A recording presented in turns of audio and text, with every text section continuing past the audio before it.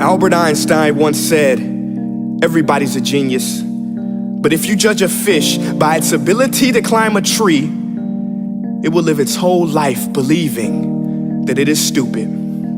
Ladies and gentlemen of the jury, today on trial we have modern day schooling. Glad you could come. Not only does he make fish climb trees, but also makes them climb down and do a 10-mile run. Tell me, school, are you proud of the things you've done?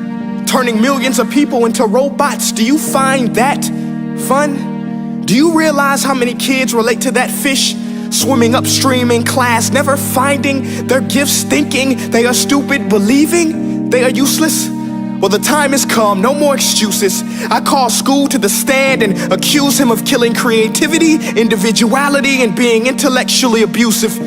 He's an ancient institution that has outlived his usage. So, Your Honor, this concludes my opening statement, and if I may present the evidence of my case, I will prove it. Proceed. Exhibit A. Here's a modern day phone. Recognize it? Here's a phone from 150 years ago. Big difference, right? Stay with me. Here's a car from today, and here's a car from 150 years ago. Big difference, right? Well, get this. Here's a classroom of today, and here's a class we used 150 years ago. Now, ain't that a shame? In literally more than a century, nothing has changed. Yet you claim to prepare students for the future? But with evidence like that, I must ask, do you prepare students for the future or the past? I did a background check on you and let the record show that you were made to train people to work in factories, which explains why you put students in straight rows, nice and neat, tell them sit still, raise your hand if you want to speak, give them a short break to eat, and for 8 hours a day, tell them what to think. Oh, and make them compete to get an A letter which determines product quality, hence grade A of meat.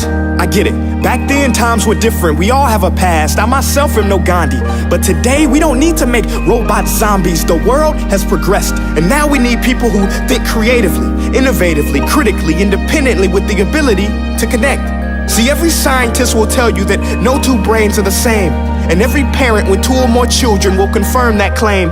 So please explain why you treat students like cookie cutter frames or snapback hats, giving them this one-size-fits-all crap. Watch your language. Sorry, Your Honor, but if a doctor prescribed the exact same medicine to all of his patients, the results will be tragic. So many people would get sick, yet when it comes to school, this is exactly what happens, this educational malpractice, where one teacher stands in front of 20 kids, each one having different strengths, different needs, different gifts, different dreams, and you teach the same thing the same way? That's horrific. Ladies and gentlemen, the defendant should not be acquitted. This may be one of the worst criminal offenses ever to be committed. And let's mention the way you treat your employees. Objection. Overruled. I want to hear this. It's a shame. I mean, teachers have the most important job on the planet, yet they're underpaid? No wonder so many students are short-changed. Let's be honest, teachers should earn just as much as doctors, because a doctor can do heart surgery and save the life of a kid, but a great teacher can reach the heart of that kid and allow him to truly live. See, teachers are heroes that often get blamed, but they're not the problem. They work in a system without many options or rights. Curriculums are created by policymakers, most of which have never taught a day in their life. Just obsessed with standardized tests. They think bubbling in a multiple choice question will determine success. That's outlandish. In fact, these tests are too crude to be used and should be abandoned, but don't take my word for it. Take Frederick J. Kelly, the man who invented standardized testing, who said, and I quote, "These tests are too crude to be used and should be abandoned." Ladies and gentlemen of the jury, if we continue down this road, the results will be lethal. I don't have much faith in school, but I do have faith in people. And if we can customize healthcare, cars, and Facebook pages, then it is our duty to do the same for education, to upgrade it, change it, do away with school spirit, because that's useless. Unless we're working to bring the spirit out of each and every student, that should be our task.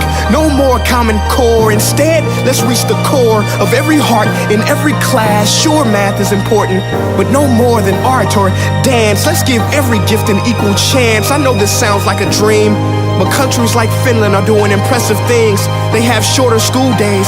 Teachers make a decent wage. Homework is non-existent, and they focus on collaboration instead of competition. But here's the kicker, boys and girls. Their educational system outperforms every other country in the world. Other places like Singapore are succeeding rapidly. Schools like Montessori, programs like Khan Academy. There is no single solution, but let's get moving. Because while students may be 20% of our population, they are 100% of our future. So let's attend to their dreams, and there's no telling what we can achieve. This is a world in which I believe, a world where fish are no longer forced to climb trees. I rest my case.